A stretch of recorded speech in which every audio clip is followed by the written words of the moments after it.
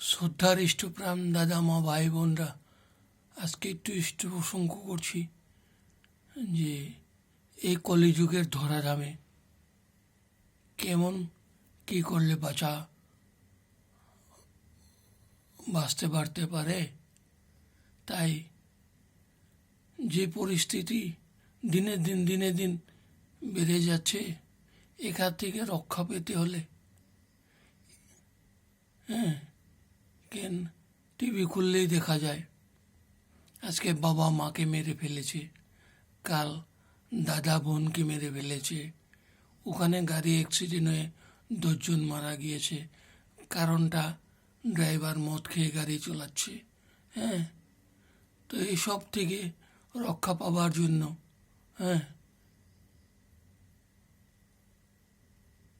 কিভাবে পেতে হবে,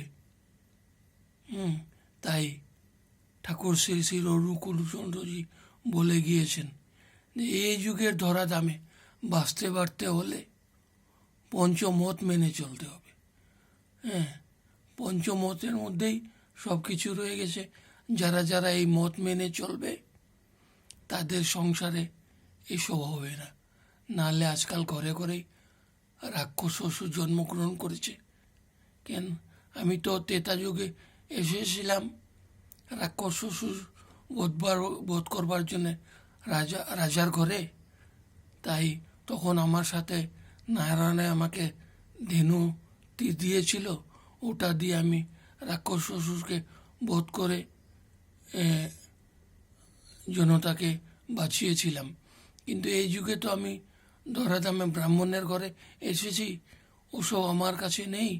আমি 5টা মত দিয়েছি, এই মত মেনে সবাই চলতে পারলে এসব আর হবে না।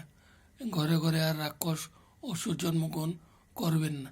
তাই আজকের ভিডিওটা এর জন্যই করা হয়েছে যে আপনারা সবাই যোগ পুরুষোত্তম শ্রী শ্রী ঠাকুর অনুকূলচন্দ্রের এই পঞ্চমত সবাই মেনে বাঁচতে পারতে থাকুন, কাজকর্ম করে সংসার গড়ুন।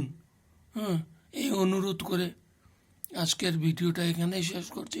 সবাইকে বলবেন দয়া করে চাহিদা খরচ বাড়িয়ে লম্পজম্প করে ভগবান প্রাপ্তি করা যায় না।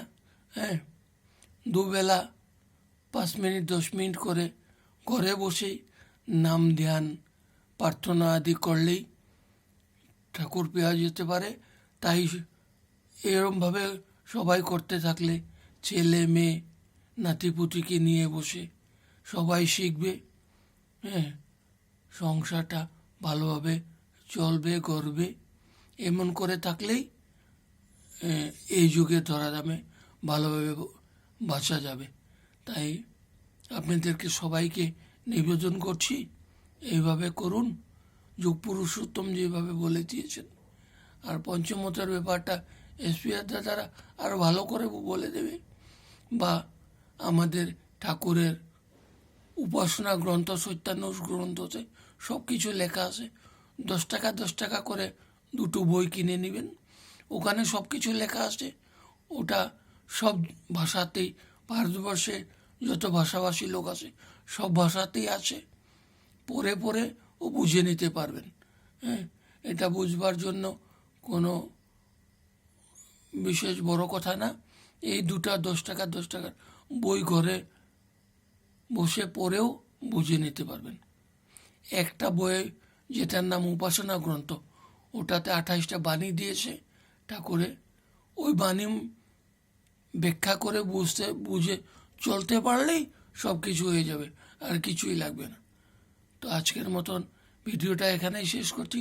সবাইকে বলবেন, শেয়ার করে দেবেন। তো সবাইকে প্রণাম, নমস্কার ও জয় গুরু জানিয়ে আজকের মতো বিদায় মাগছি। জয় গুরু, প্রণাম।